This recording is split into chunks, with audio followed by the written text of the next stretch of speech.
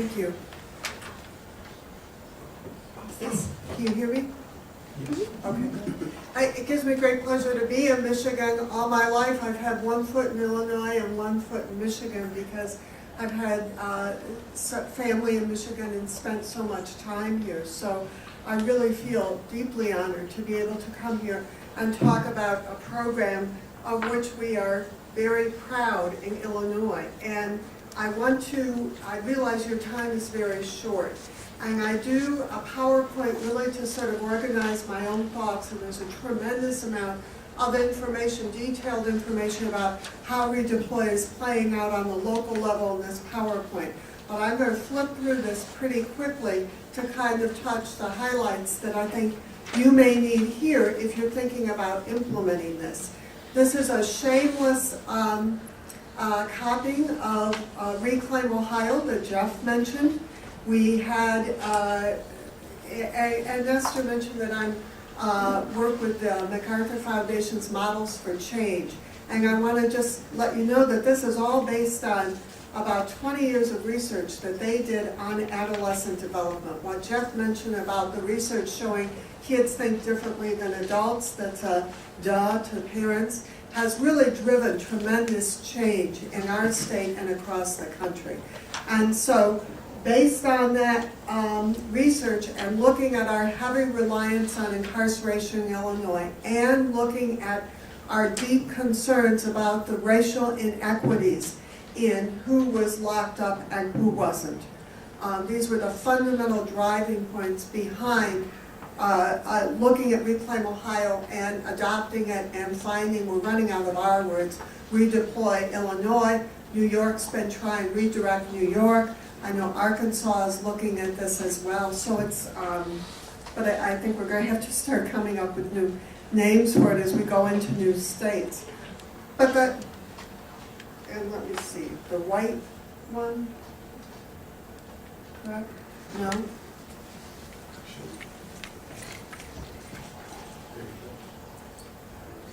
This one? Great. Okay. So we had a local problem where many of our commitments were actually going in because of a lack of local resources to do evaluations on the youth.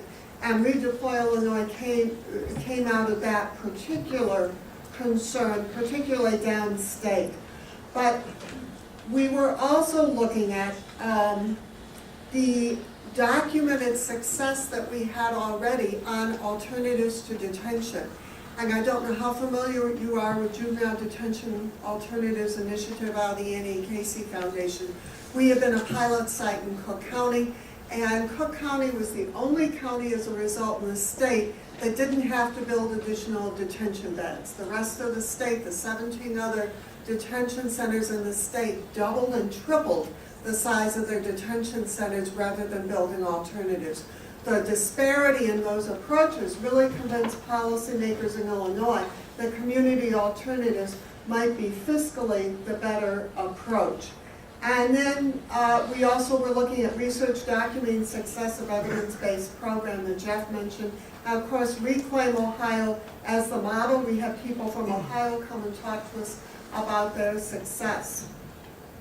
Now, the initial appropriation and the difference between Reclaim Ohio, and we are really a very conservative state, and very respectful of local policies and practices. So while Reclaim Ohio charged counties for committing youth to their state juvenile prisons, and this is that fiscal dichotomy that Jeff talked about, where the state was paying the freight for incarcerating kids while local communities had to pay the freight for all of the alternatives.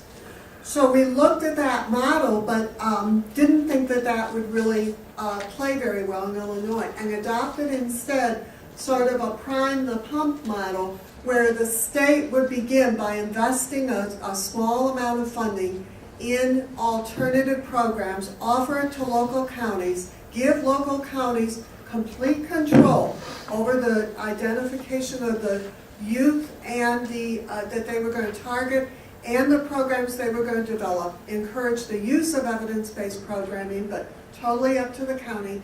And the requirement was a 25% reduction in commitments to state prison as compared to 3 years previous. That was the baseline, the 3 years before redeploy. If not that 25% reduction, then the county had to pay back some of the funds. So there was going to be local responsibility and authority for planning, organizing, and coordinating services. We had a struggle over who was going to manage this. Our agency that oversaw most of the juvenile delinquency prevention and intervention programming was selected.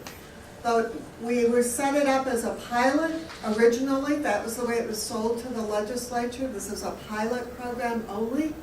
The benchmark 25% reduction only applied to youth charged with nonviolent offenses. So murder and what we call Class X, which are our violent offenses, were excluded. Encouraged the use of evidence-based, but didn't require it. But we did require an evaluation of the sites, and we did require, and I think this has been critical to sustainability of this program, we required in the legislature an annual report back to the legislature on the impact of this program, and that report has been extraordinarily helpful. Now, I want to say immediately, this has been so successful on the juvenile level that it's now been adopted on the adult level and is working on the adult level in the pilot phase. Actually, Cook County just came on board to start on the adult side.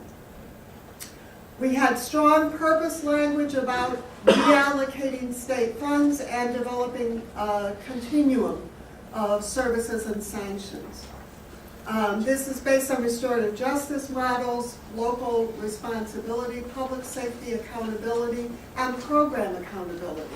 And it's also based on the proportionality principle that youth should be treated in the least restrictive manner available. The legislature has never added much funding to this program. It's always been at about the $3 million mark. And I want to say we have 8 juvenile prisons, I call them prisons, and the budget there is over $100 million. That juvenile agency running those juvenile prisons spends about $6 million each year on staff overtime alone. Redeploy is half of that, $3 million.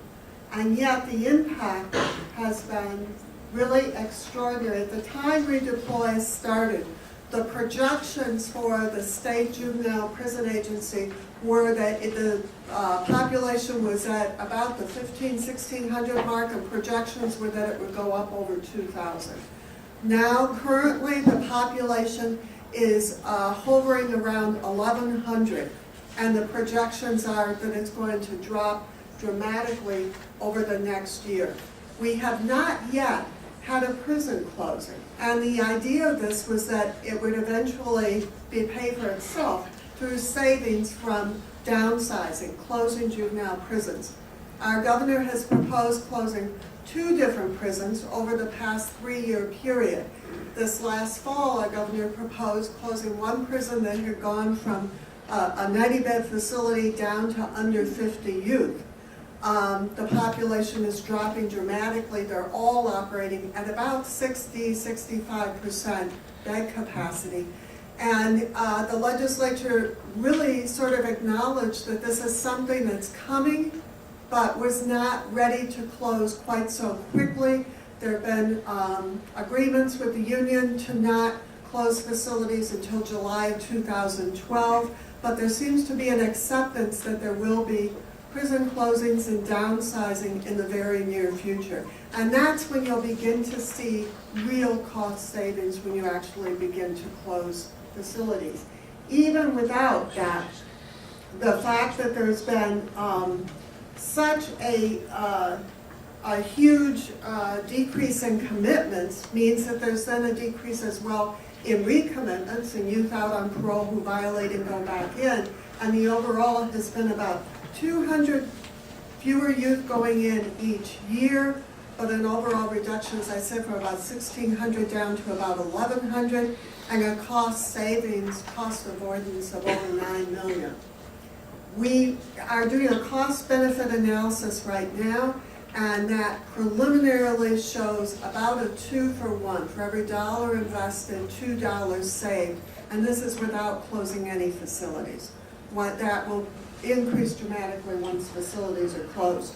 So the first year there was a 33% reduction in juvenile commitments, 4 pilot sites, 12 counties. One downstate, what happened was a judicial circuit joined together to come in on this rather than just our individual county.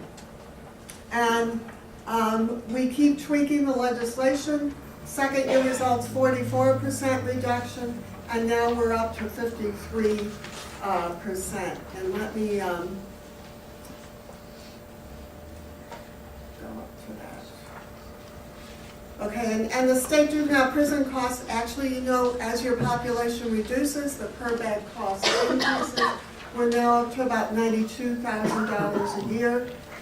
As you see, the state funding has remained flat. I'm trying to get up to the point. Okay, 53% average reduction now. So with each year as the program becomes refined, the reduction increases in over 9 million cost increase. Now I want to get to a couple of points that Jeff made, and that's really that this kind of fiscal reinvestment can only go so far, and I think that's true. But realignment is necessary as well, and what Illinois did last spring was to recognize that these principles in redeploy of using the least restrictive alternative were best practice, were in case law, were followed by the courts in most cases, but really needed to be codified. And so we have legislation taking effect January 1st that will codify this least restrictive standard as a kind of corollary to redeploy. And then the other thing is, Jeff mentioned that it's hard for courts to find alternatives, to find services in the counties that have adopted redeploy. There's a little more collaboration and information, but the state recognized this was a real issue and has developed a statewide provider database that you can key in. This is my kid, this is the age, these are the services needed, where are they located, where can I find them? And so that's helping as well. And then I also want to talk about the geographic equity issue. That's a big issue in Illinois, as it is all over the country. You have the drivers like Cook County, and then you have the rest of the state. And so one of the amendments to redeploy has been a separate pot of funds that can be accessed by a county on a one-time basis when they have that one isolated case, so that they don't have to be formally members of redeploy, but they can still access some of those alternative funds. And that's just really starting up in terms of the board and planning and implementation right now. And then, you know, I also want to add, in terms of realignment, the other thing that might be of interest to you all is that Illinois did 2 years ago raise the age to bring 17-year-olds charged with misdemeanors back to the juvenile court. And there was great concern about the impact of that on our juvenile prisons and on this, you know, if that would kind of negatively impact the redeploy program. There is a report that's about to come out by our state advisory group that has done a thorough evaluation of this, and the preliminary results are that this has been not an impact at any stage.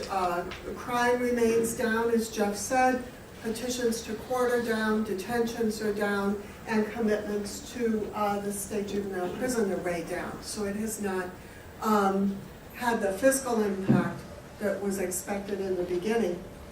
And the last thing is We have been very careful to make sure that there isn't any inadvertent slippage into detention at the local level. And so one of the evaluations of each county each year is to make sure that in reducing commitments, you're not just locking kids up locally instead. So you have to look at all kinds of, little inadvertent outcomes like that. Jeff mentioned 18 states have closed over 50 juvenile prisons since 2007. It is an extraordinary wave of change across the country. I think it certainly does require individual solutions by each state, recognizing local values and local priorities. We still are at the point in Illinois with redeploy, where the 3 counties that commit half the kids to our state juvenile prison have not yet gotten on the bandwagon for redeploy. They are, one of them, deeply involved in juvenile detention alternatives and reducing commitments somewhat through that. But as you really target where your commitments are coming from, in 102 counties of the 1,100 kids that we lock up, only 3 counties send half the kids. So you can really begin to target your resources very particularly. I'll be happy to answer any questions, and thank you. It's a great honor to be here.